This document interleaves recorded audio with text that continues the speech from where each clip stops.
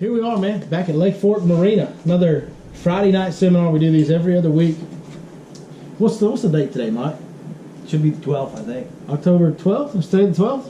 Yes? Yep. See heads nodding up now. Awesome. So we're doing one on October 12th. That means 2 weeks from now, which would be 14 plus 12 is 26. October 26th, we'll be back here if you guys want to attend the future one at Lake Fork Marina. We start these at 6 p.m. I want to say thank you to the man right here, Mr. Ken Donahue, our host. Lake Fork Marina, gracious enough to let us use their facilities and gather people up, and it's what a great facility it is. Great tackle store right here on the lake, great boat ramp, great lodging if you're coming to stay, and the best. A really good restaurant that I can attest to next door that has a prime rib special every Friday night, so that works out pretty good too, right? I try. Speaking of prime rib special, that's kind of what's going on out there in the water. It's like getting heated up. It's about ready to just be dinner bell. I can't tell you how excited I get every year at this time. When the lake starts turning over, everybody's like, oh man, the lake's turning over. And I'm like, yes. Because I know as soon as that's over, me and Mike had this conversation I think about a week ago, when it was tough. When I say it was tough, guys, I'm talking about like there ain't a guy on the lake catching a fish over 4 pounds. Like, it was tough. I mean, we were having a hard time running into anything worth catching. Well, you don't come to Fork for 2-pounders unless you're in tournaments and stuff. So most of our clients don't want to go against 2-pounders all day long. It was a grind. It was tough, and because of some of the delayed hot weather, it'd been tough for a while. But we talked about it, and we were just Mike was kind of on the fence of, man, this is so tough out here. And I was kind of the other direction. I was real excited. And he was like, how can you be positive about it? I'm like, I don't care. I know it stinks right now, and I hate it for my customers that booked today and this hot weather held on, and it sucks for them. But I'm jacked up because I know as soon as this front hits and this thing kind of turns the corner, it's a really cool point that he made here. Until about July 25th, it's on. And somebody just asked me, I think it was somebody here just asked me, when's the best time to come to Fork? And I kind of gave him that answer. I'm like, really? From right now until the end of next July, there is no bad time to be here because the fall bite is awesome. It's getting kicked off right now. The winter bite, we don't catch near as many, but boy, do we catch some. They're good ones. Pretty consistently day-to-day catch some big fish. The numbers are down, but the weights are good. The big bite day-to-day consistency is very good. Of course, springtime is springtime. We all know what that provides. And then the summer bite out here from, May or June until the end of July and, into August, until we start getting almost to the turnover is really good. So other than that little month-and-a-half period where you're dealing with leading up to and coming out of turnover, Lake Fork is a phenomenal place to be. And we're kind of at day one. For me, the epiphany is I've been guiding a long time. And this kind of little me thing, I have to take me so you get to where I'm going. But I always looked at this as, all right, boy, I've got 3 more months to close up the season. It's the end of the year. And when I got what he's telling me, no. For us, it's the beginning, man. It's the new year. It's the new year. If the turnover's finished, the fish start biting, and we get the next 9-10 months of getting, it's still an up and down ride, but it's definitely a really cool thing that you pointed out to me. And it is that time, guys. The lake is dropping fast. The temperatures are dropping dramatically, and next week, with a whole week of the highs being 10, 12 degrees, 14 degrees lower than the water, it's going to go. There's no choice. And there'll be ebbs and flows and ups and downs with the weathers, and you'll have post-frontal days where they don't bite very good, or sometimes it'll be weird and warm up and it'll change the bite and you'll miss it a little bit, or you never know what you're going to get when you go fishing. Every day's a different battle, but the general consistency day in, day out from here going forward is going to be really good. We both noticed that this week, once we got that cold front, man, the bite, it just got better. There was more big fish that were willing to play ball in a much easier way. Yep. And that's really exciting. That being said, there are some things that go on when this happens. There are some things that started happening this week that will continue to happen over the next month and a half, maybe 2 months at the most. Depends on how fast we get real cold. Yeah. Weather depending, of course. But so we're going to talk specific details on techniques that will be working very well over the next couple months to get you guys on a consistent big bite. And I'm going to cover, typical for me, I'm going to cover some shallow stuff. Mr. Mike's going to cover some more offshore driven stuff. And you want to do yours? We swapped that around today. I'd be so confused. Yeah, I would like to. I wouldn't mind. You want to go first? Okay, please, go ahead. Sure. Real quick on it. Anybody going to be here for the Berkeley tournament, or anybody for a tournament tomorrow? Okay. Just a few of you. Well, hopefully you guys are followers. We sure love and appreciate you that. But several weeks back, I got to correct myself. We talked about the measuring board and what a legal fish is in Florida. And so I just want to elaborate, just so you guys don't make mistakes, get tickets, get in trouble. I just want to throw one thing in there. The number one thing is, no matter what tournament you're fishing, because some will interpret this rule differently, talk to the tournament director specifically about, can it touch, does it have to be not touching, whatever. That's my plan in this. I'm going to go and just do it again, because my mistake, to be clear, was I said it can't touch 16. The law says it can. So 16-inch and under is okay by the law. What I suggest you do is you have to sign up. So when you sign up, your safety reserve is to ask the director, what does he use, the check it stick or the pro rule, and are you accepting 16-inch fish? Okay, that's the end of that. That way, sometimes directors will want to take a 15 7/8 because they're just as responsible when they're taking those fish. Once they're in their possession, it gives them a little cushion. So you can get in trouble for an illegal fish, so can they once they take it over. And so just always, like he said, the safety net is always ask, are you accepting the 16-inch? But since I had said the law, I thought I'd misinterpreted the law. 16-inch fish is legal. All right. Now, I want to talk about two things, and I got to give a little bit of some explanation of what is actually happening. A week ago today, you saw in my post I had 14 unders in 1 hour on one main lake point, my shell bed type stuff. 14 to 18 feet of water with Carolina rig fluke. It was on fire. It was awesome. We had father and son catching doubles. Today is exactly 1 week later. I'm not catching any unders on that. And this week, as of Monday, it got empty on me, and I have made the prediction of my understanding of what the fish are doing, and I had interpreted that the majority of the fish are still offshore, and the big ones haven't come yet. So if you've ever learned or anything about the fall, you get your bait migrates first, and then your fish follow, right? Well, your small fish follow first, and then your next size fish come in, and your next size fish in. So today on my points, what size fish do you think we caught? We didn't catch the unders anymore, they're gone. The unders are now up, shallow. Caught 4 and 5 pounders. So it was really unique for me and my study and my mind, and for my confidence to realize I'm right, there's waves of fish still coming in. They're going to come in very rapidly, unlike the spring. Spring's waiting for warm trends, okay? Warm trends take time. Back and forth. Back and forth, back and forth, back and forth, back and forth. They take time. Water cools way faster than it warms up. So we have this cold weather, wham, it's going to knock 10 degrees out of that, and it ain't going to go back the other way. You're not going to have this like you do in the spring. It's going to drop, kaboom. We're not going to have any more hot trends, and those fish are going to program inside, especially the big females with eggs, are going to come in. So tomorrow when I go fish those points, I hope the 4 pounders move on and I get into the 7/8. My speculation is not just Billy or I, all of the guides, a lot of fishermen, next week will begin experiencing the big fish that have been evasive for 3 weeks. I've actually been fortunate in the last couple of days. I've seen a few, yeah. Already. Me too. I've seen the replacement. So now, let's talk about how I actually catch that bigger fish. I'm still on my shell beds. I'm still fishing some of the same shell beds I was fishing in post-spawn. Those fish come in, they spawn, they migrate back out offshore to the shell beds. Summer comes, they get on them long points. They leave the long points in the heat of summer to the middle and reverse to come back in the fall. It's just a deer trail. They went out, they got to come back. So I stay in this deer trail. Making sense to everybody? And right now I'm using like alligator point. I'm still using the main long points because they're just getting there.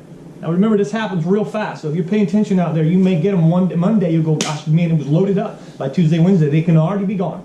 This is a quick deal. It happens quick. So what I like to do, there's 2 ways that I like to fish this time of year for the big bite only. A jig, it's my favorite, always is. There's nothing better than dragging a 3/4 ounce or 1 ounce jig. Your flavor, doesn't matter. I fish Santone. Can I bounce you backwards on the speed of it? I'm sorry, I want to throw something there. Yes. If you guys saw the Facebook post I made last night, I also posted a picture on Instagram of just an absurd amount of bait. I know you saw it. Yeah. An absurd amount of bait on a particular offshore structure. And then you saw the 2 fish that I was holding up. Well, I saw that bait day before yesterday. I had a half-day trip yesterday. I went back after my trip yesterday and went back out there to check on that area. And there was bass there. And those, I just caught a couple and then left. And those 2 big fish that I was holding by myself, those were where that bait was the day before. So it can happen in 24 hours. There you go. It can happen really and be done in 24 more hours. That's it's true. Not like spring where we get on it, you go, hey man, I got a pre-stagers. They're going to probably be staged for several weeks, come and going. So my motto for fall is when they move, you move. True. Because they move right. a lot. So now, back to the jig. I run a 3/4 or 1 ounce jig. I run 2 simple colors, a brim color and a crawfish color. You don't need to get crazy with colors. You need a dark version and a light version. So I got a light brim and a dark brim. I got a dark craw and a light craw. Light craw, dark craw. That's it. Okay, that's all you need on this lake. Unfortunately, I've tried this. A barfish or a yellow bass jig colors just doesn't seem to work. They get that boat. I put the boat up in about 10 feet of water. First, I'll graph my shell bed points like alligator, any of those long points down south. I'll graph the points, locate the fish. Usually they're on the shell beds. They're already starting. You know what's cool is how they left the shell beds. They're coming back now. It's so neat. It's like a cord feeder. Feeding them, man. Here's the key though. Don't matter what trailers you are, one of those two they're going to eat, crawfish or the brim. This is where I'm going to get specific. There's 3 ways I fish it. The number 1, my clients today, probably 10 different times, said, how come you keep putting us up on top? You're making us drag it uphill. How many of you guys fish a big jig uphill? You ever done it? Never done it? Never done it? First of all, it's very challenging. Second of all, it connects you more than you'll ever be connected. And that fish can't even look at that bait and will know it. So, whether you're a novice, an intermediate, or advanced, it's to your advantage. It keeps a really good connectivity. You know it, what's going on. Now I'm fishing shell bed. So as you start to slide that bait up over that shell bed, you can kind of feel it load up on it, and it forces you to kind of pull through it. It's clunking, it's making noise, it's stirring the pot. Right? So the uphill is number 1. You've got to put the boat up in 10, 12 feet of water and throw out and drag uphill. I've talked about before how you can finesse through junk. You're going to get hung up a lot. Just deal with it. It's part of fishing. If you're on the fish, don't go out and get a jig that got stuck. If they're biting, you just caught a 5, you caught a 7, and then you get stuck, and you go out there and get your jig, you might mess the spot up. So you got to break them off, okay? So typically, there's 3 ways I fish that jig. 1 is as slow as you can possibly do it. If you think you're going slow, you're not. A way to measure your speed is how much reeling am I doing. If you're reeling your slack line with full loops, 2 or 3 turns, you're moving the bait real fast. I like to put that rod at about 8 o'clock, and I'll start to almost a drag, because I'm coming uphill. I have to drag. I don't want coming this way. I force this way, and I'm watching that rod tip. It'll begin to load, and then just ease on, and as soon as I feel it go ka-dunk, I stop. And that usually takes about a 1/4 turn of my reel. I go right back. Ka-dunk, right back. Ka-dunk, right back. Ka-dunk, and you can feel it. It's like stair-stepping, them clamshells are coming up. Okay, that's one way, as slow as I can stand it. Most of the time when it comes over that shell, ka-dunk, stop. Okay, we don't like bait fish as guides, but the only thing that I can add to an artificial, that besides I can't put nothing live there, the only thing that an artificial guide does that we don't is they let it soak.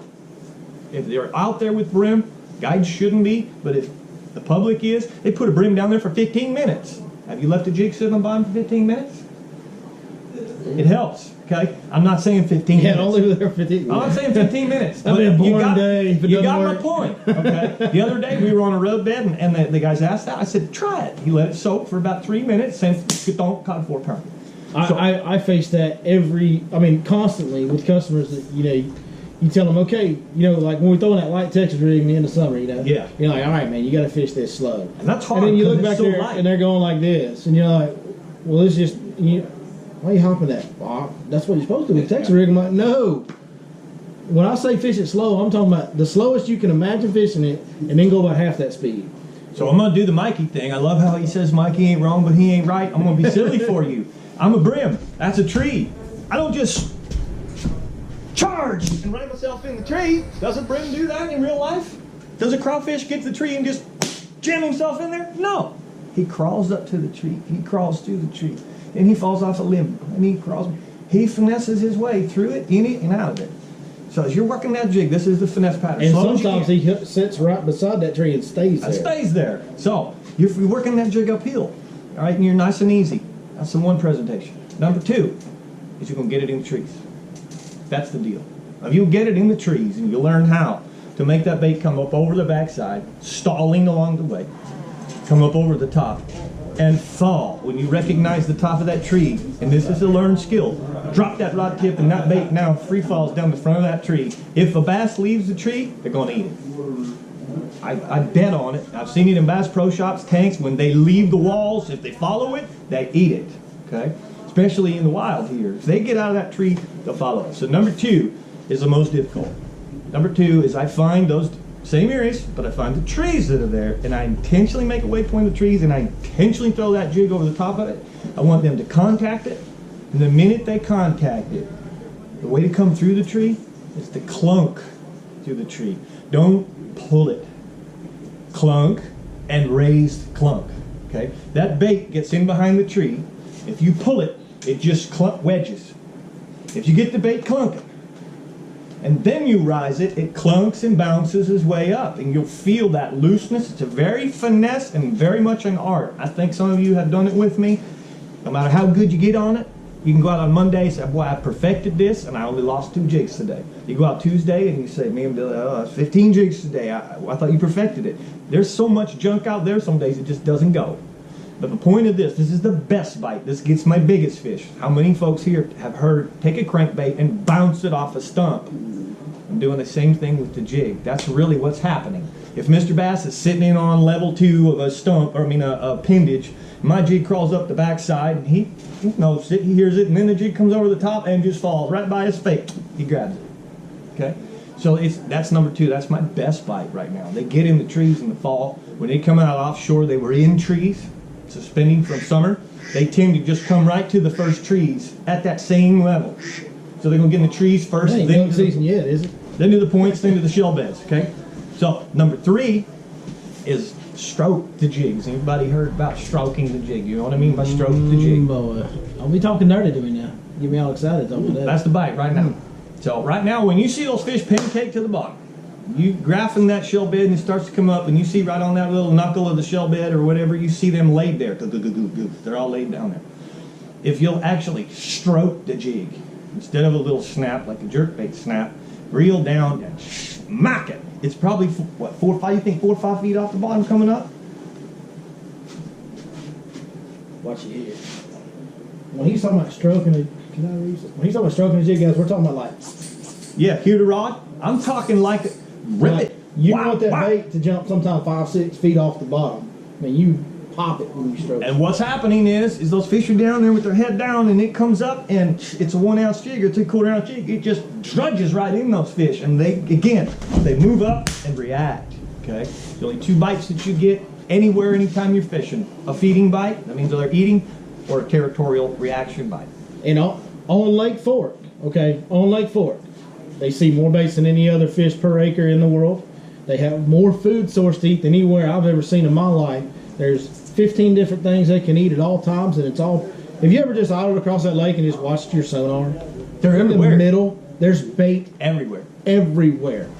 So, reaction bite is probably more important here than anywhere else on the planet. And really, it's everywhere, because even a feeding window, they're not like us.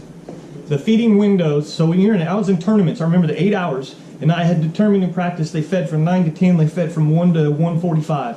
The rest of the time was a reaction, fishing for I knew mentally, okay, they're not eating, so I'm triggering strikes. Well, one analogy that I like to draw to that is always, we all drive past, well, some more than others, but we all drive past many more McDonald's than we stop at. Right.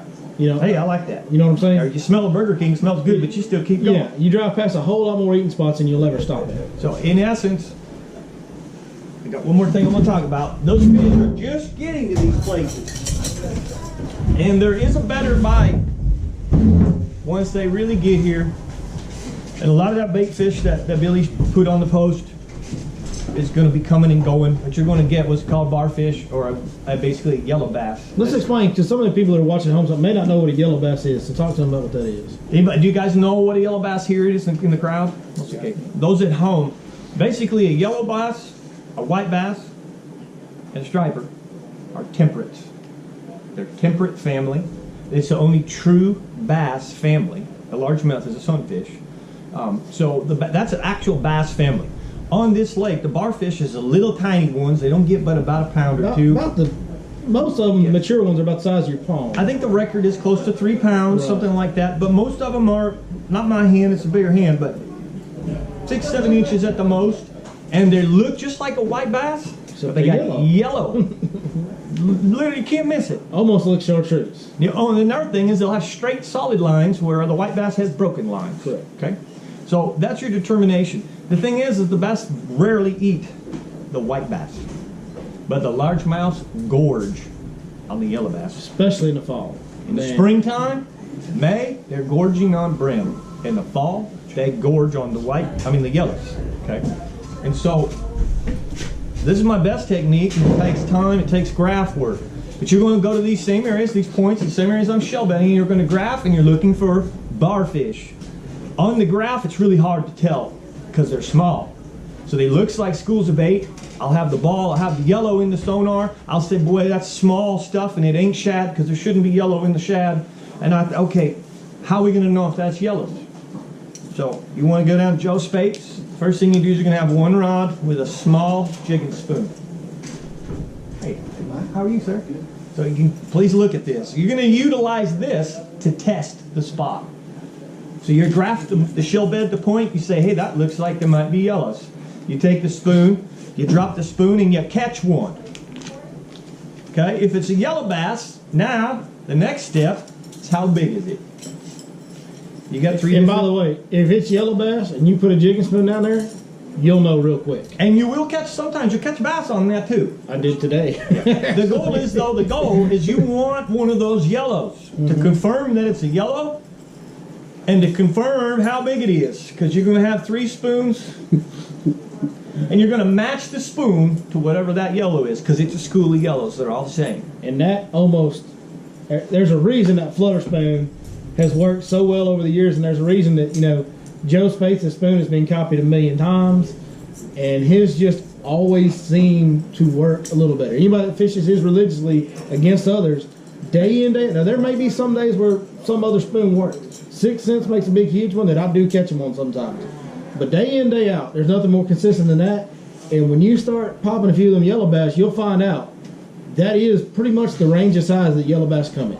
And that's perfect. This particular one has the yellow, the chartreuse on it. And just to that note, I'm not going to say the spoon that I was throwing the other day that wasn't working, but I finally switched to this and caught a few fish. It's a better mousetrap. It's one of the weirdest deals where the first one made is the best one. Now, does everybody know how to fish a spoon? Should we talk about that just briefly? Yeah, go ahead. So since we're going to be the key there, though, the I'll specifics. get excited and I'll probably jump over you a couple times because I get excited about a spoon. Okay. But that was the specific part that I wanted you to know. If you're on this size and you're throwing this size, you may or may not get bit. Most likely you're not. You might catch one. There's, fish still eat things, but you're not matching the hatch. They get really locked in because they're eating one specific thing, and so they get so keyed into that one bait that if you're not getting as close to matching the hatch as you can, you really just don't have a very good chance. When they're down deep like that, they can't see as well as you think they can, so they're dependent on a lateral line, and that right there is moving a whole lot more water than that. Right. So their vibration is the main thing that's turning them off on this. It's the amount of water that gets moved, not the visual. The visual will get them to bite it. It's just flashing still. But it's the water movement that really makes the difference. So that's my best tip for fishing a barfish pattern on this lake. And now how to fish that spoon. I'm not the best at spoon fishing. You want to just go ahead and... Yeah, I can give a brief synopsis. I've talked it over 1,000,000 times with Joe, and Joe taught me, and I just kind of... I didn't want to degrade myself, but I think he'll do a much more concise so job. much time talking with the master, That's right. He's a really good friend of mine, but I just kind of started trying to figure out how to fish flutter spoon because I heard about it and everything else, and come to find out I was doing it completely wrong. That chunk of metal weighs a lot, and so your first instinct is to grab, like a heavy rod, 7.4 heavy or something like that will help you handle that thing and cast it, and throw it on 20-pound line. That is the worst thing you can do. The biggest part about fishing that big spoon is to throw it on a medium heavy or even a medium rod and throw it on light monofilament line that has a lot of stretch. The reason that is I couldn't remember all that. I'm so glad I did. Typically, Just chummed all that up. most of your bites you're going to get 1 point of this treble hooked up. Okay? So now if I showed you a hook that's only that big right there, Y'all see that one point? Just that one little. If I just had a hook that was that tiny, looks like a crappie hook, right? Or a brim hook. Well, I've got that one little point hanging on to him, and that's a lot of weight. And when he comes up and shakes, that's a lot of leverage is what that is. So you need a lot of stretch in your line and a lot of bend in your rod to absorb the shock of him shaking his head. And that's going to help you. The other thing that's going to help you do is it's going to prevent you from pulling him up as fast. If you set the hook and even if you just lean back and pull with a heavy action rod 20-pound line, that fish is coming straight to the top like we want him to do when we got a jig on, right? We don't want him to come up. You want to, when you got that spoon down there and he bites, you just want to kind of reel down and then pull and just keep reeling. Now I want you to go ahead and pull hard right away, but then once you got it buried up and you got your rod boat up, let him go. But not a hook set. No. Just lean into it. It's literally, I'll be fishing that spoon, and I'll talk about how to work spoon here in just a second, but I'll be fishing that spoon, because you can work this spoon all different kinds of ways and get bit. The most important part is how to get them hooked up and get them in a boat, because you can lose the majority of your fish if you don't do it right. So I'm hopping that spoon, boom, I feel a bite. I'm going to point my rod straight at him, I'm going to reel up all my slack. When it starts getting tight, I'm just going to keep reeling and turn my rod. And that's going to load that rod and bend that rod. Now once I've got it bent up good and I got that hook dug in, I'm just going to let him swim. If he's pulling, I am not turning my reel handle. I am not fighting him. I'm letting him do his thing, because if I go to pulling him up to the top, I don't want him coming up. I want him to stay down and do his thing and just baby him as much as you can baby him. But only reel when he's just kind of giving up on you. And if you'll do that, usually take your time. By the time he gets up to the surface, he'll just kind of come up there and lay over in your net for you. He's not going to jump, and you're ready, and it's done. If they do come up, because this happens, there's some fish that as soon as you put a hook in them, they run to the top. If they do come up, the only thing you can do is just keep your line tight. As he's coming up, you slowly reel and keep your line tight. And when he jumps, let's say I'm fishing right here and that fish jumps over there, I want to point my rod away from wherever he's. So if he's jumping over here, I want to point my rod this way. If he's jumping over there, I want to point my rod that way. So if he's jumping over here, I'm going to point my rod down and away. And as he's jumping, I'm burning my reel handle fast as I can, just to pick up any slack that he creates. You got the head this way and your angle's this way. Mm-hmm. So that's the best you can do. You're 180 in the opposite way. Yeah, when he jumps, just whatever I can do to not be pulling. If he's jumping over here, I don't want to be pulling my rod up this way. I don't want to be pulling the spoon out. I don't want to be pulling it against him. Yep.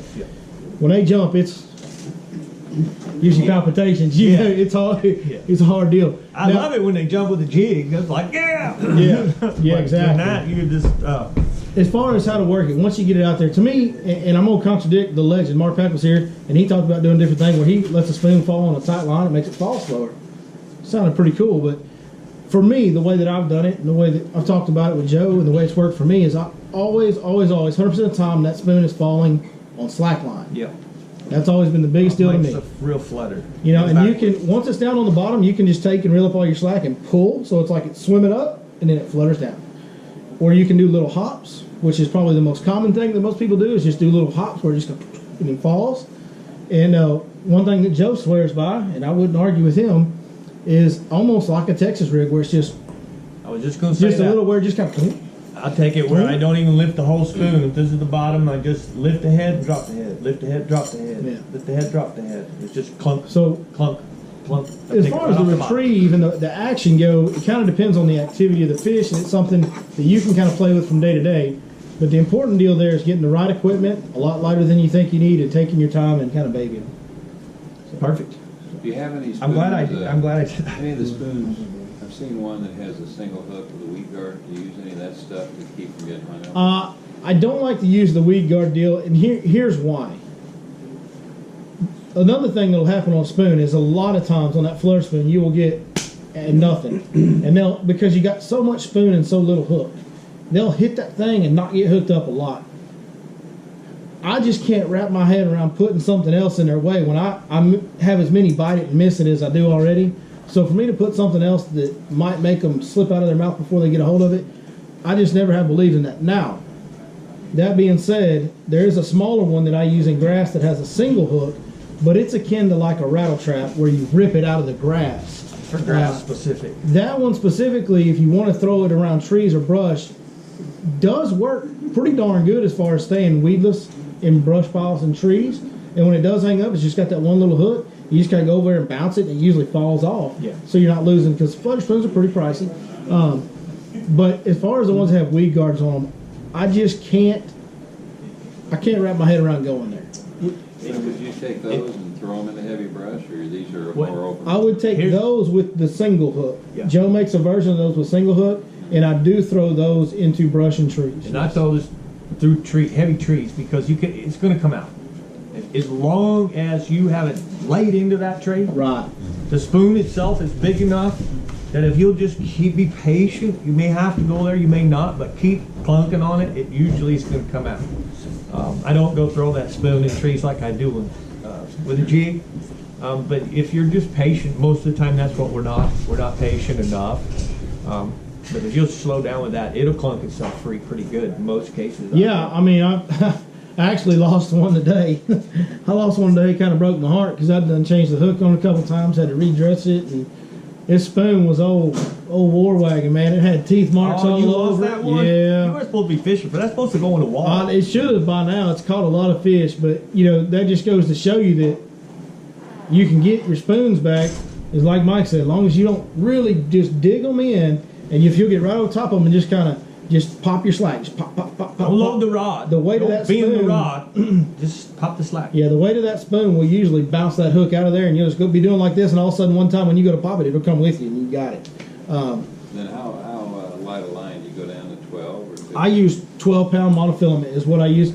15 sometimes. Usually it's 12-pound mono, and I'm gonna tell you why that is. It's a factor of convenience for me. If I was setting up a spoon specific rod, I'd probably use 15-pound mono, but I use 12-pound mono because that's the same rods that I throw most of my topwater baits, like my walking baits and my poppers on, and it's got 12-pound mono on it, so that's what the spoon gets thrown on. There's just not a big difference. But I think that's it. I'm going to close up with, when you are fishing any of these, the bite sometimes can be extremely subtle.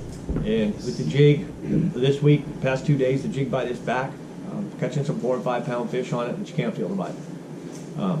They're just picking it up so light right now. I literally told my client the other day, get him. And he just looked at me. I said, get him. He said, he ain't there. I said, look at your line. Your line is moving. And he set the hook. I said, learn to be a line watcher. It'll help you out a lot. In the windy conditions. That is a factor on a flutter spoon too. When it's falling on that slack line, that's where I was going with that. You'll see a lot of times and it takes some time. It may have to have somebody show you once how to position the line. But when you get that jig rolling, you can put yourself where you can see that line, and the line will always do something. With a spoon, it usually pops. Sometimes with a jig, when they pick it off the bottom, it'll just curl. It'll almost always do something. Tommy Biffle just swears that if he feels the fish, he was asleep. He should see that line do something before. It did. It's always gonna.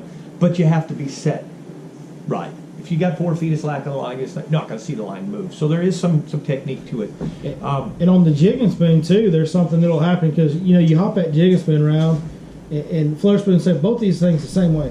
When you hop it, and then if you're hopping, especially if you're hopping it high, as it's falling, you'll see the bite. But one thing else that you'll see sometimes, even when they don't hit it hard enough to make your line jump, is you'll pop it, and your slack should be going away, and you'll all of a sudden, like after you pop it, you'll get more slack for a second. Or it won't fall.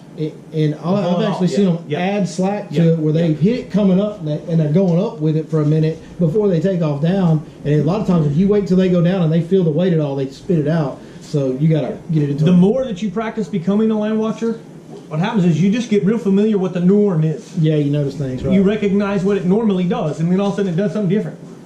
And that's the biggest key that Do you have a question, sir? Are you saying your #1 technique is vertical? No. None of this hopping too. None of this is vertical. This is casting. Cast the jig, cast the spoons. I do drop this jigging spoon vertical to catch the barfish. This is a vertical deal. I even cast that though a lot of times. I do too. I'll cast this and hop it, but most of the time I've seen them on the sonar. I want to catch what's on my sonar, confirm it, but it don't matter if I'm in the area. Now Mike talked a lot about trees. That was specific to the jig. You don't want to go taking these treble hook spoons and throwing them. Like we're throwing those on road beds, on a little bit cleaner areas. Stuff that doesn't have standing timber on top of it. Do you ever use like a Castmaster spoon and when you throw it out there, let it hit the bottom and crank it 4 or 5 times, let it fall? That's what you would do with this right here. You can do that with this right here. Same thing? Now one thing that I like to do instead of reeling it, a lot of people will reel it. And if I want to really jump it up 10, 15 feet off the bottom, then I will use my reel handle. Yep. But instead of doing that, what I'll do is I'll get it out to the bottom and I'll point my rod down, get my line tight. As soon as my line's tight, I'll take my rod and just sweep it up. And I can pick it up. Yeah, I can just sweep it up, and it's like the spoon just swims off the bottom, the same as if I was reeling. But the difference is now I already have slack built into my line because it's important that flutter spoon falls on slack. So I've already built the slack in. Now as soon as I get done raising it up, I just throw my rod back down, and it falls on slack line because I got all that slack there. So I do it without the reel handle to make sure that I have plenty of slack for it to fall on. And sir, great question. What I'd like you to do is experiment. I'm gonna give you 2 more things that I do that are a whole nother thing. Number 1 is docks. Is what? Docks. I take this and I throw it down the side of the dock and keep the rod up high, and I actually yo-yo it down the sides of docks when I see bait. It's a great bite. They will come out hammered that. The second one is a lot of times you got a lot of barfish down there. The barfish start pecking on it. They ate the spoon. They want to eat this. So when you got that spoon on the bottom, if you're noticing a bunch of rat-tats, let it soak, let them rat-tat it. You'll be going da-da-da-da-da-da-da-da, and all of a sudden it'll go dunk and swim away. What's happening is all the little whites, yellows are pecking on it, pecking on it, pecking on it. Mr. Bass goes, game on. So there's 2 more techniques. Yeah, and when he swims up, they all leave. Your bait is all that's left. I've seen it where I don't understand. It's sort of like when you just barely lift the top of the spoon. Yes, sir. But a little different. Just the slowest crawl. No hop, no nothing. Just crawling in it somehow. There's really no wrong way. That's why I want you to experiment. Experiment, get confident. I got beat at Roosevelt Lake in a National Bass West by a gentleman that took a flutter spoon, just like the full-size 7-inch flutter spoon. He found this by accident. He's doing all the things, trying all this. He stopped for some reason for a second. It was vertical. He stopped. He was doing something. Dead sticking that deal. It's still moving. Yeah. Dead sticking. Wham. He ends up in practice. Hey, keeps his mouth shut, wins the tournament, tells everybody he's dead sticking the spoon. We thought he was a liar until he proved it, showed us to us. Yeah, we were out here Memorial Day when Pate was, that's Pate over there, he was like 9. And I'm working flutter spoon like you're supposed to, out on a long point, deep, 25, 30 foot of water. Up on the top of it, it's 30, 35 off the backside of it. Pate's over there dragging it like a Carolina rig. He catches 3 overs and has a 14 to the boat, and it comes off. And he just stuck his head in his mouth. So you want to experiment with it. There's always more than one way to skin a cat. There's some basic ways that work. But these techniques, typically, the beginnings of it is being where the yellow bass are. If you're where the yellow bass are, you're going to get an accidental bite every now and then. So try to experiment with that. The one thing that I don't think we touched on that we need to throw in there for this deal where these fish are eating yellow bass.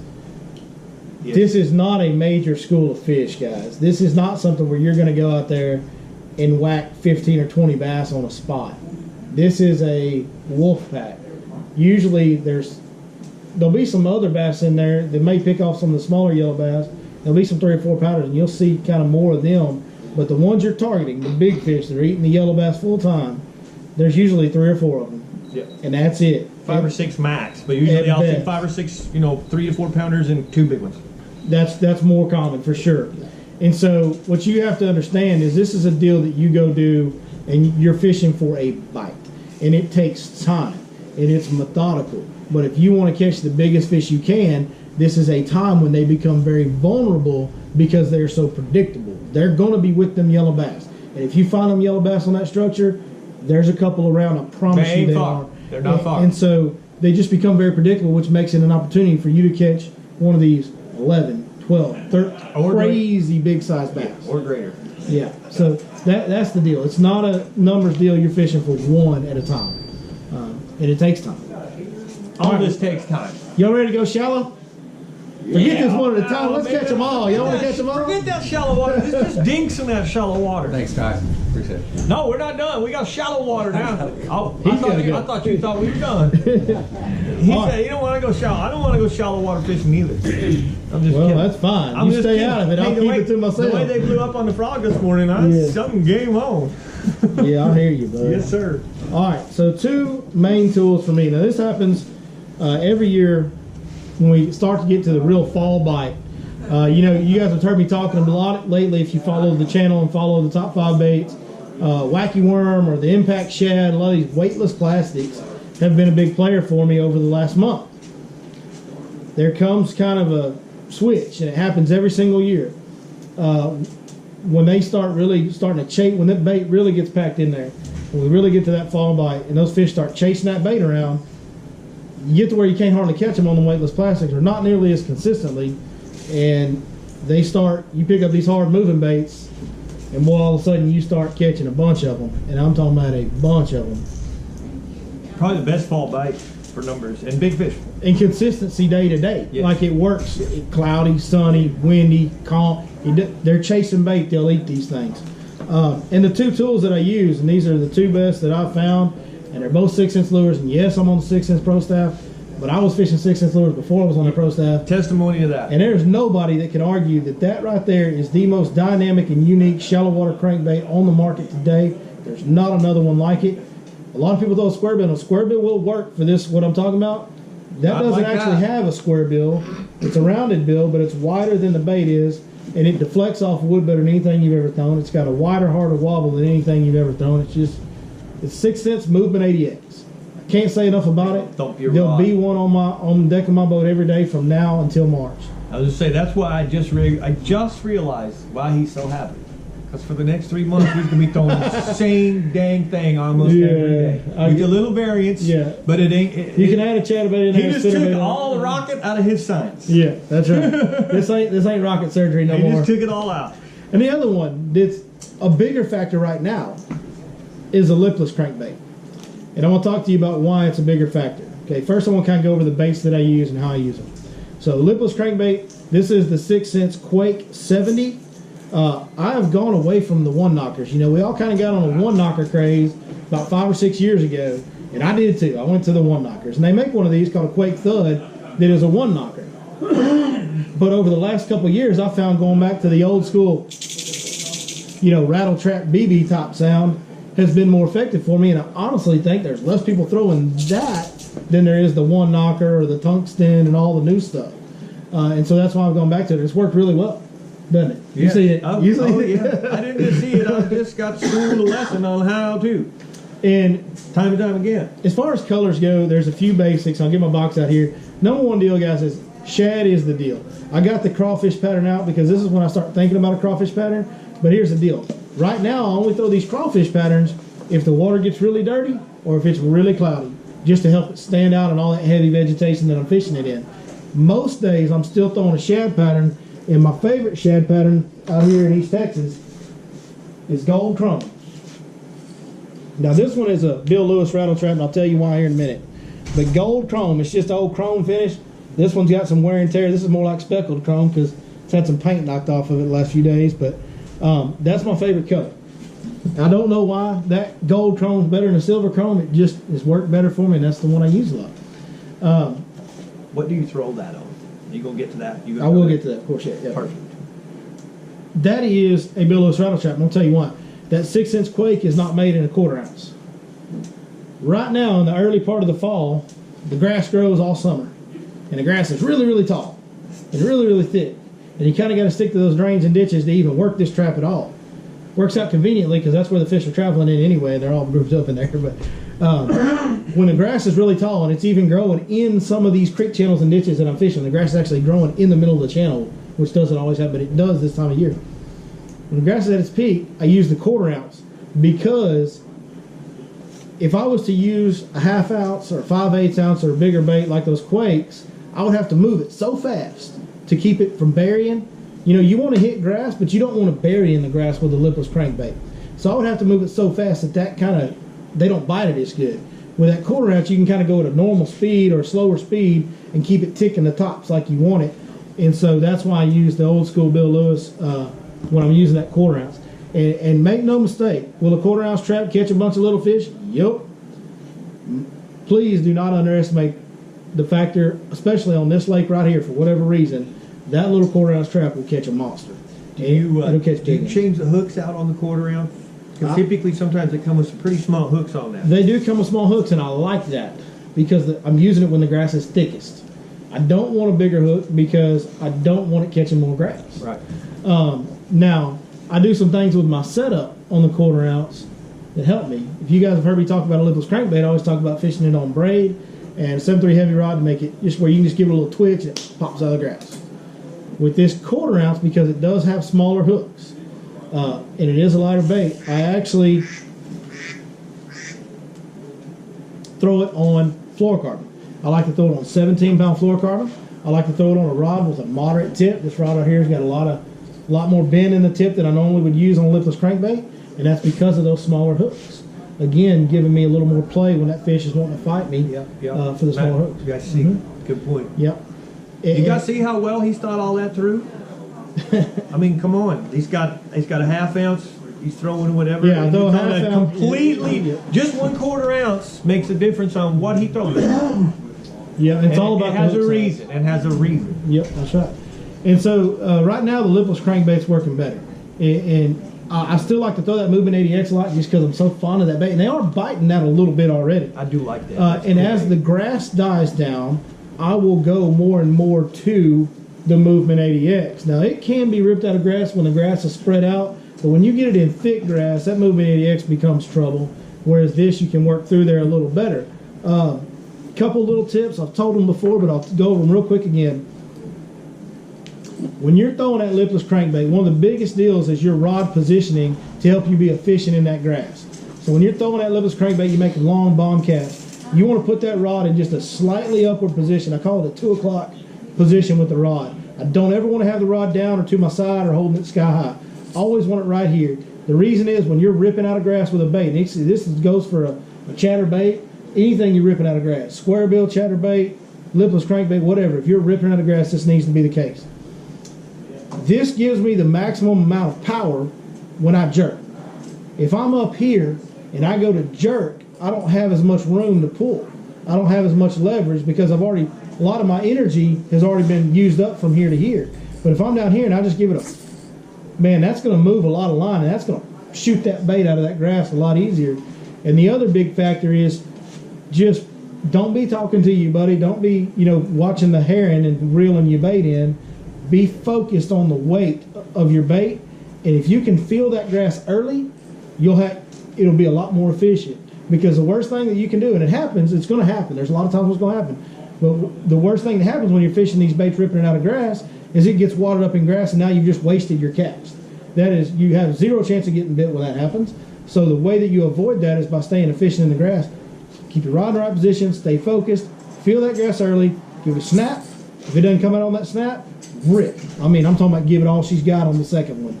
And get it out of that grass as fast as possible, get it clean, and keep your bait in the strike zone. And fishing, when you get to the highest levels, a lot of it is determined. And I mean a lot of it, because you get to a certain level and everybody's pretty good. Like everybody's kind of the same. And having a higher percentage of your day having a bait in a strikeable position, a lot of times is the difference between first and not getting a check. Percentages, yes. Because you're increasing your odds of getting bit because your bait is in a strikeable position for a higher percentage of the day. And that's a way to do that. That's why I wanted to go over that again, because it's very, very important if you're really focused and you're really trying to fish hard. All right, that's the bait, that's the technique, and the rod and all that stuff. I'll show you some different colors that I use. Hey, now let me tell you, when he first showed me this movement, we were on Lake of the Pines, and we had the boat probably 2-3 feet of water max. There's a big laydown log. He threw this bait directly over it, got it underwater, cranked on the other side of it, and I'm not joking, when it came to that log, when it laid on its side, crawled up over the log, almost literally kind of walked down a little. Literally, like the bait intentionally said, "Let me get the hooks out of the way for you." Crawled over it. It just blew my mind. This build design is so genius with it being wider than the whole body, and then it makes the head go like this. And what happens is that head is shaking wider than those hooks can swing, and so no matter what you do, it's difficult to get those hooks to swing out and grab something because that head's just bouncing off everything. And the other thing that's really cool about it, and that I love in the cold water, as the water cools off, and really all year because reaction. We have to talk about reaction bite. Yeah. When that head is shaking that hard and it hits that stump just right, the bounce that it gets off the stump when you hit it just right, it will literally sometimes jump 6 inches to the side. It'll be coming along, go boom. You think? And when that happens, First few times it happened to me, I thought I got bit. When that happens, buddy, that's when them big ones unload on it, when it jumps that hard off a stump like that. All right, colors. So on the lipless crankbaits, I use the gold chrome and I use the crawfish patterns. When it's dirty, I use crawfish. When it's clear or normal water conditions like today, even though it's cloudy, we had clear water, clean water, I use that gold chrome or shad pattern. And if you like a chrome blueback, if that's worked for you, by all means use it. That's just my deal. That gold chrome has always kind of been my thing that I've Blueback's hard to beat. Now, on this deal right here, when the water gets dirty, which it might next week, we got a lot of rain. Chartreuse black back, traditional square bill color. We've seen a lot of people on tour win a lot of money on this color. There's not much better when you need a bait to stand out in dirty water than a chartreuse black back, and the way this one wobbles, it's the best there is. As we start getting into that time of year, when we start throwing those crawfish patterns a lot, this is one that I really have had a lot of success on and become really, really fond of over the last couple of years. This is called Lava Truce, and it kind of blends a crawfish pattern, okay, but it has a chartreuse belly. So you get that chartreuse that really stands out in that dirty water, and you get the crawfish color as well. How many people saw the guides tournament video? You see the lipless crankbait I was using in that dirty water? It was a crawfish pattern with a chartreuse belly. It works on it when the water gets dirty. That right there works phenomenal on this lake. I haven't really carried it to other places and tried. I imagine it would there too. But on this pond right here, a crawfish color with a chartreuse belly is a phenomenal color when the water gets dirty. Yeah, in February with 39-degree water, you had 30 pounds in less than an hour and a half at the crack of dawn. Yeah, well, we might have caught a few that day. It's pretty good.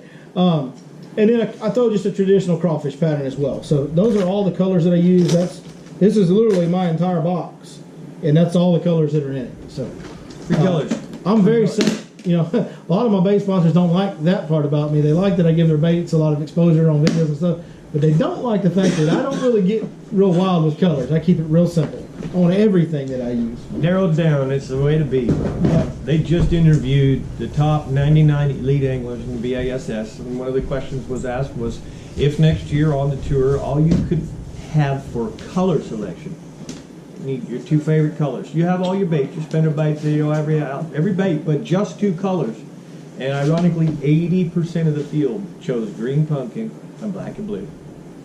Hardly anybody chose white. So, are they going to struggle in some places? You bet.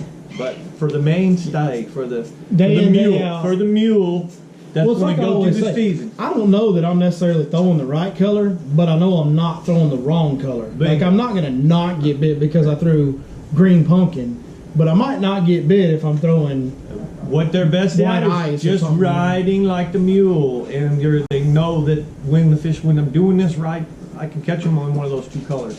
Is it ideal? No, but it was ironic. I want to share that 80% chose the same colors without talking. Now, we get back into the backs of these creeks, and some of these grass flats really spread out. And for fall, I really like to focus on the big creeks. I mean, I'm not going into a small main lake pocket. There are some fish in the main lake pockets, and you know, some residential fish in there, and there's small groups of fish that move in there. But the beauty of fall is catching big numbers of fish, correct? Because they get in bigger schools than they do any time of year. Well, if you're going to do that, you need a big source of fish. Well, if you want a big source of fish, you got to go into a big creek that a big source migrates into, if y'all can follow what I'm saying there. So I like to get in the big creeks. But when you get in the big creeks that got a lot of grass in the back of them, it can be very overwhelming because you've got 100, 150 acres of grass all the way across the creek. And you're like, that's a lot of grass. I can fish this for a few days. You know what I mean? So now we're going to try and give the 202 class here and try to narrow down where do you find these fish in this grass.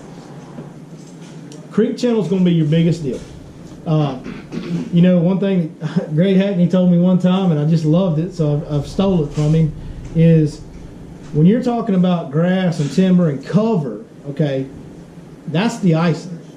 That bottom contour, those elevation changes, creek channel bends point, that's the cake. Secondary now, point. If you just had a plate full of icing, that might be good for a taste or two, but it'd get old quick. If you just had a plate full of cake, you could eat cake all day. But if you have both, now when we got the grass plentiful, we know we got plenty of ice, and all we need to do is find a cake, right? All right, so let's find some K. Creek channels, when you're in a flat, shallow water, creek channels are the biggest thing that you can focus on, okay? And this just looks like a weird intestine drawing or something, I know, but I'm gonna explain it to you. Everything outside of here is just flat water. This S curve right here is the main creek channel, okay? These are the things that I look for in creek channels, and this is actually a diagram of one of my favorite creeks that I fish in a lot, and this is something you can find. I found similar, you know, stuff to this all over this lake in big major creeks. Creek channel, this is the main creek channel here, comes in, makes a big S curve, right? Well, within those S curves, if you start really paying attention, you do your research on Google Earth, look for low water levels on Google Earth, or you just be on that trolling motor and watching the elevation changes as you go around these creek channel bends, you'll find little outliers where a little secondary drain will feed into the main bend. So this might drop down to say 6 foot deep, the flat's 1.5 foot deep, and this is 2.5, 3 foot deep. Where you can find that big sharp bend and a secondary drain feeding into it, these are the offshore structure of the grass flat. And I say this and people kind of laugh at me. I'm like, yeah, I fish offshore structure too, all year long. 365 days a year, unless I'm sight fishing, I fish offshore structure. They're like, yeah, but you don't ever fish deeper than 5 foot. You ain't fishing. Yes, I am. Hey, Okeechobee, out in the middle of all. I'll be right out in the middle of that creek, and I'll find where that creek bends that has a drain coming into it. And then a lot of times you'll find this. This is another little deal that I've kind of zeroed in over the last few years that's specific to this lake that I see a lot of. You'll have a bend, and it'll have a secondary drain that makes a loop, and you got a high spot right here. Well, what is that, Mike? An island. It's a hump. It's a hump, yeah. Yeah, because all this is underwater now. Okay, I'm sorry, yeah. All this, now that's going to be a hump that's just got grass all over the top of it. Now I know where it is. I couldn't figure out much. It's got grass growing to the surface all over the top of the hump. Now, if you were able to find a hump out in the middle of the lake had grass growing on it, you'd be pretty excited, wouldn't you? Oh, yeah. Well, that's what that is. And I promise you, it gathers them. They come in and go into it every day, all day. And I'll go in the backs of these creeks and I'll watch people go all around me, and I'm sitting in one spot. And see, offshore, it would do the same exact thing. This would just be, 16 feet. This creek would be 22 feet. You just add some numbers to it. But all of this stuff still happens the exact same. Yeah. And this is the spot within the spot and the spot. So going even further on that, if you look within here, there's several different things that happen. And Mike messed up one of my lines here, but that's okay. We won't get on him too bad about that. When you're drawing, I couldn't figure out what it was. I'm like, I know it's water. I know it's water. And if you think about let's go over all the different things with the exception. It's driving me crazy. With the exception of road beds and pond dams, everything that you can find in the middle of the lake, you can find right here in this one drawing. Yep. Okay. All right. Humps. We got a hump. We already covered that. There's a hump right there. Okay. Creek bends. We obviously have creek bends. Secondary drains feeding the creek bend. We already covered that. What's probably about the last thing that you could find on the main lake that I haven't talked about? Points. Yep. What's that look like right there? Guys, that's a point. That is a main lake point, quote unquote. What's that right there? It's a point. Now, when you're inside those grass flats, to dial it in and just get to where you can call your shot, here's what you have to do. And this changes day to day. Sometimes morning to afternoon can change. They will always pick a creek bend, a point, or a hump. Every day. Now, you can catch a fish on a hump and then catch a fish on a point. That can happen. But the numbers, the groups, the school, what you're looking for, where you make that same cast and catch multiples, they will always pick one of those specific things to be grouped up on. Now, there's a reason. Like I said, we don't always understand what's going on in their world, but they will get on a point, a creek bend, or a hump in these big grass flats. And if you can start dialing in which one of those they're using that day, it gets real simple real quick, because now all you got to do is go find, let's say they're on points today. Now I just got to find my creek bends and fish the point side of it. Let's say they're on the outside bends of the creeks. Now I just got to find the outs. They're where the secondary channel meets the main channel. Now you just got to find it. They're on hump. You just got to find that. See what I'm saying? Or if they're up on the flats, then you know. Once you get it dialed in exactly how which piece of structure they're relating to the most within that grass flat, you can dial it in. You can go there. You can call your shot. You can pull, instead of going and fishing around a big old section of grass, you can do what I do when I'm feeling good. When I'm on them, you've seen this. I'll pull into a grass flat and go and drop them poles, and I'll go cast right there. and we'll sit right there, and we may not get bit for 10, 15 minutes, 30 minutes sometimes. No, just keep. My customers start casting. No, hey, cast over there. Same cast. And then when they bite, you catch them. Yep. You catch them off. Same. I've seen it happen. He's literally seen it where we sat in there Me for too. a long time and didn't catch them, and all of a sudden, boom, boom, boom. Hey, one of the last videos we shot, we shot one spot for almost an hour and 45 minutes before they start biting. Yeah. Yeah. If you know they're there, I mean, once you've got it figured out and dialed, you just wait on it. Yeah. We were changing how we're fishing for them, but we did not move. I hope you're talking about, that's the kitchen that you talked about? Yeah, well, all these can be a kitchen. So to me, in this scenario for shallow water, the bedroom is the creek bins, and a point, a hump, secondary drain, those can all be kitchens. Day to day depends. But the bedroom is the sharp creek channel bins. Usually ones that have little bank to it, right? Yeah, and that's they can tuck into. that's the one thing that I do try to narrow down is I try to keep my boat in the creek arms and the flats where the creek channel has not been silted in as much, where it still has a sharp drop off on those outside bends. A lot of these creek channels out here will be very silted in, and it won't be as sharp of a break on the bends. I try to stay away from those and stick to the ones that have, and it can be just 2 feet. Like, it doesn't have to be an 8-foot drop off, but it needs to be sudden. They like the sudden drop. So, any questions? That's kind of the end of my tutorial for tonight. So, Yeah, That was good. I know you guys don't like to give up wet creeks, but yeah. do you have any opinion as far as which side of the lake, or birch versus running? I would have told you a week ago. Or are they all good? I would have told you a week ago to go to the east side because it's further along.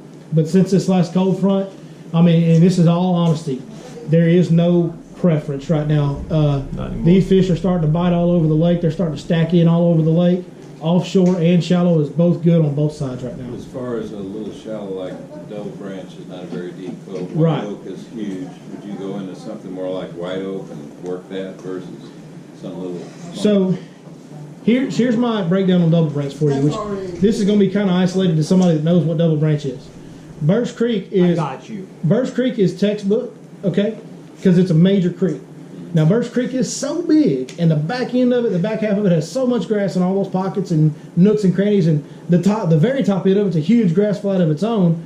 The good part about Birch Creek is there will be populations of fish that migrated into Birch, and every year there's a group of them that goes into Double Branch, and there's a group of them that goes into Lynn, and there's a group, and they just kind of get in there and they like what they see and they stay. The bait moves in there and they go with them. Now, for the biggest population of fish, okay, the biggest numbers of fish, the very north end of Birch is going to have more end up there than, say, in an isolated pocket like Double Branch. The good part about Birch is that it's such a big population that the population within Double Branch or Lynn or something like that can be very significant, and you can have very good success even in the smaller pockets. So Birch is good, and it's one of the reasons Lake Fork is so good. Birch is a little miniature version of it where, man, there's just so many fish, and there's so much cover and structure to fish. By the way, Double Branch, one of my very favorite pockets on this whole pond, always has been. The lot of Birch is, you can make a milk run. You can run all the way to the boom, back boom, boom. and make Yeah. a milk run coming out, hitting all that quality water. Yeah, absolutely. I got you, doctor. Yeah. Don't worry. Did I answer your question? I'll send you up the creek, don't worry. Some people think all the creeks are good. It's kind of senseless to run all over the place. But others say, go south or go to the east side. Or, Right. I think there's times I try to be very diverse. I fish shallow water more than most, and to me that's kind of part of my being diverse. I also love fishing deep, and I do it a lot more than the average person probably thinks that I do, that just kind of watches the videos and such. I shoot a lot of videos up shallow, and here's why. I get one chance a week to shoot a video, so I have to know that I'm going to get consistent bites. Well, it's easier. They got less room to get away from me up shallow. It's easier for me to be more consistent up shallow. Now, yeah, there's some bigger home runs to be had out deep. There's also a few more zeros to be had out deep. So when I'm making those videos, That's yes, it. You said the mouthpiece right there. most of them go up shallow. 0 or But 0. man, there's, if you pride yourself on being diverse, I like to fish the entire lake. I mean, I'll fish it from Highway 19 up to Running Coffee Creek. It doesn't matter to me. They all have their moments. You know what I mean? Like, there's times when like I said, 10 days ago, it's better to be over there because it's much closer to the prime fall bite. Now we've had this cold front. It equals Everything's going. So if I could elaborate just a couple quick things on that. Number one, His confidence. When you're confident, you're gonna fish better. Yeah. So no matter what, you should always roll confident. But secondly, what I'm recognizing after 5 years of studying hard on this lake, and Billy really helping me a ton in the shallow water, is just like the east side is the first to spawn and warms up, and on this west side you got a little bit of birch, you got double branch, but this west side is always behind just a scotch. And It's a higher volume of water, so it takes much longer. more volume of water, and so all these bites really develop on the east side first and then develop. You don't have to worry about that. We're going to have 60-degree highs and 55-degree low on Monday. This is going to... Yeah, now that we've gotten this cold front and shocked the water down into the 70s, they all kind of caught up to each other now. But yeah, In the beginning, what I said, I'll live and die by this, but by Wednesday of next week, and probably sooner, those females with all the eggs, their body is going to tell them now is fall feast. It's time. Yeah, because here over the next few weeks they will begin their gestation period. It's going. Anybody ever seen a pregnant woman eat? You know what I'm saying? Yeah, I know. I mean, I don't want to get myself in trouble, but y'all know what I'm saying. And I throw on the fence here. I'm probably giving myself in trouble, but them pregnant women are absolutely crazy. But they ain't crazy as a big old dumb bass. I probably would have. That's a man that ain't married right there. That's what that is. They I ain't gonna say that. They crazy, and I run from them. But the bass is crazier, and I chase that bass every day of my life. So I guess I'm crazy myself. But no, them big females when they want to eat now, Man, they ain't picky. I'll tell you what I'm really excited about too. I'm excited about all the stuff we've talked about tonight. Sincerely hope this helps all of you guys that came out. I hope it helps all of you guys that are watching out there.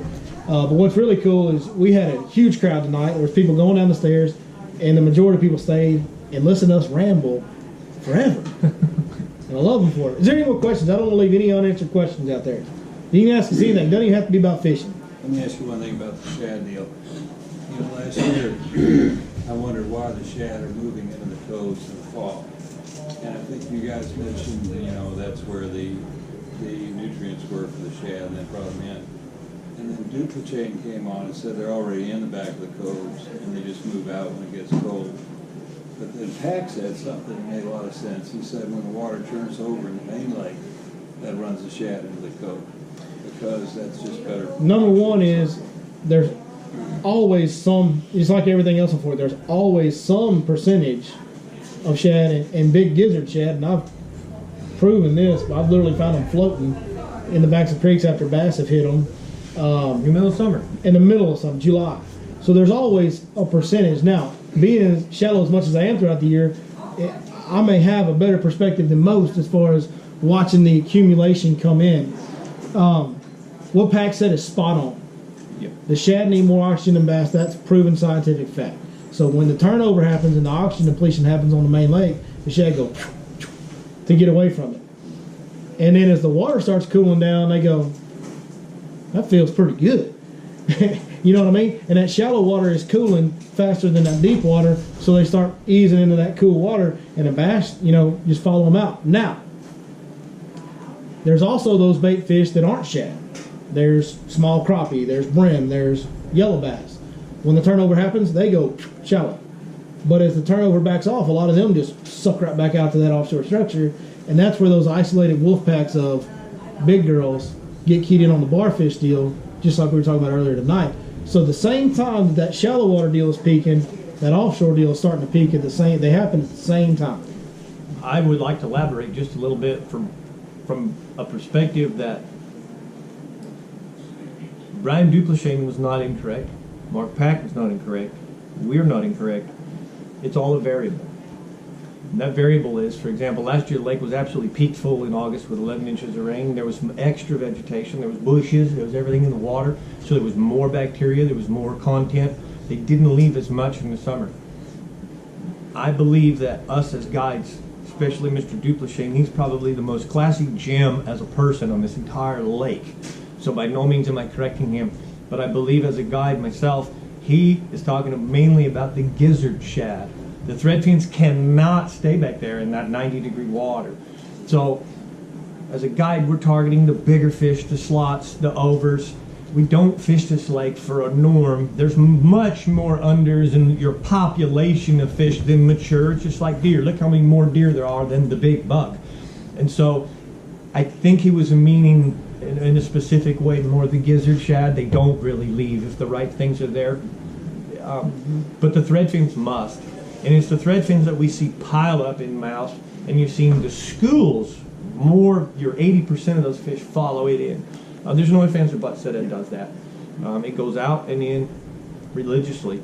There's a time on this lake time of year that you can actually go to the no-name pond dam, and every evening, and this is a spring thing, 5, 6 o'clock, they're migrating in. They're coming from so far offshore, it's a shad. They're coming from so far offshore, they spend the whole night in the no-name pocket. If you go there at the crack of dawn, you can watch them funnel out. You put your boat right in the cut and just literally watch the bait balls come through, come and go, and the fish follow it. So there is a lot of movement. There's a lot more movement than fish people think. They don't go from... The main lake-related fish are very nomadic. Very nomadic. They travel as much as, I want to say, at least a mile, bedroom, kitchen. Which is one of the reasons it can be harder to be consistent out on the main lake, is because they are so nomadic. It's fish, if they travel 50 yards, 100 yards, maybe if really major things have happened. Well, we've talked about this before. Speaking of the bedroom kitchen deal, we're talking about a main lake structure. The bedroom might be 500 yards from the kitchen. A mile. Where I'm at, the bedroom's right here and the kitchen's right here. Right. And so those fish, those shallow fish, they just don't move around. And that's what grass does for bass. Yes. So if we had a hump out there and then the grass could grow on it, they would live on the hump, never leave the hump. That's why in the old days we saw so much better fishing, more consistent fishing. They lived in it. And it's not that the grass does do some things to help them survive a little better, but it's not necessarily that the fish population's better. What it does is it breaks it down simple for us, because when there's grass out on the main lake, you just go to the grass and catch them every day because they're there every day. And now it's just harder to catch them because they're moving around so much. It's so simple, actually. If you listen to it, the shallow water, we just said it. The food, the kitchen. They don't have to leave. These fish do visit the humps. They do visit the main lake points. There's no cover there. They go there to eat, and they go back to those trees. They want to live in cover. They're going to live in cover. Take a fish tank, have it empty, put the bass in it, they'll scatter all over. They want to put one little thing in there, and they'll all go... Mm-hmm. All right, they want to live in cover. So no grass, they're going to use the trees for cover, a stump for cover. They may be living on one stump that they like in 10 feet of water on the edge of a break, so if things get real bad, they drop in the creek, and that stump is literally a quarter mile any direction from 5 or 6 different feeding tables that they have. And they live on that stump, and they're smart enough to go, well, the wind's blowing from the northeast, I'm going to those places. Okay.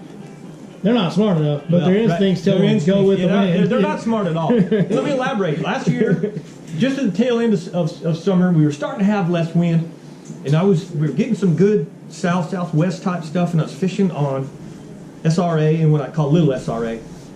The bite was solid, bite was great, and all of a sudden one morning we didn't catch them. And I'm sitting there, and we make mistakes, I'm not perfect. I'm sitting there going, this is ridiculous. This bite was on like crazy. I'm sitting there watching, and I look out on SRA itself, and there's like 6 boats, and none of them are catching. I'm sitting there going, God, what is going on? And then I went, I'm sorry, guys, my bad. There's an eastern wind today. How many people say you can't catch a wind that's eastern wind? They said, what does that mean? I said, see Alligator Point over there? East wind is blowing right in. I just need to get off this. We've got to use the wind. Wind is our friend. We got over on the wind. That's the day that I brought that 11-pounder to Oak Ridge. We weren't catching squat. If we'd stayed there, we weren't going to catch squat. I went across the lake. So that same sorts of fish, instead of there, kitchen, right? Bedrooms out there in that main channel in between the two. Wind goes the other way. They end up in the kitchen on the other side of the pond. Now, in that pond, what's that? 2,000 yards? 1,500 yards? Not even. Huh? Not hardly, maybe. Yeah, it's a long way. Yeah, it's It's a long way when you consider that a fish in a shallow grass flat may travel 10 yards. Yeah. And I'm assuming after I'm really breaking this circle down, those fish that are in that creek from Alligator to SRA to Cowhead, that's where their parameter is. Yeah. And it doesn't take them very long to go there. 5 miles an hour, if a fish just cruises in 1 hour, it's 5 miles. So it doesn't take them long. So, and the biologists have proven that the bigger the fish is, the more the bedrooms, and it has to travel to eat unless there's grass. So, man, awesome, guys. Sure appreciate you. Young man, good to be here. See you, sir. Peg Sal, what are you doing, boy? He can't catch fish. I know these people. Nobody out there knows who Peg is. There's a young man saying, "How old is he now? How old are you now, Peg?" 14. Come on up here, bud. We'll introduce you to the Your Lake Fork Guide Nation out there. This is Peg Sal. This boy has been fishing this lake. I literally about freaked out, man, the first time I saw him, because He was probably about 8 years old, and he was loading the boat on the trailer by himself. Is that he Wow. back the trailer down, and Pate's back there 8 years old, just driving the boat up on the trailer like that's what he's supposed to do. But this, if you watch fishing, pay attention to the name Pate South. This boy is absolute stud, man. I'm glad you came and see us tonight, buddy. How You gonna come fishing with me sometime? Yes, Hey, sir. young man, I got to say, is this your father? Yes, sir. All right. I got something, this is true story, but I coached a lot of children in the Phoenix Junior Bass members on the West Coast, 35 of them. There was a young boy named Brandon Fletcher. They weren't allowed to fish until they were 10. They had to fish with their parents, so they couldn't come with us until they were 10. When Brandon turned 10, he started fishing with me, and I captained him. And I want you to do this for this young man. But one day, I don't know why, Brandon had his first tournament, and I started singing, Brandon can't catch no fish, no fish. Brandon can't catch no fish. And Brandon whacked it. So every time we would do that, every time I would say, so I want you to pay can't catch no fish, no fish. and the boys, let me finish this cute story. So I am on an FLW event. It's a series, not the tour. And I get this message of all 35 kids echoing out. It's left me a message. Good luck, Mr. Mike. Mike can't catch no fish, no fish. Oh, and it just warmed my heart. So I thought I'd just welcome at 8 years old doing that is impressive. It's unbelievable. It means you're probably born to fish and just do things right, get educated.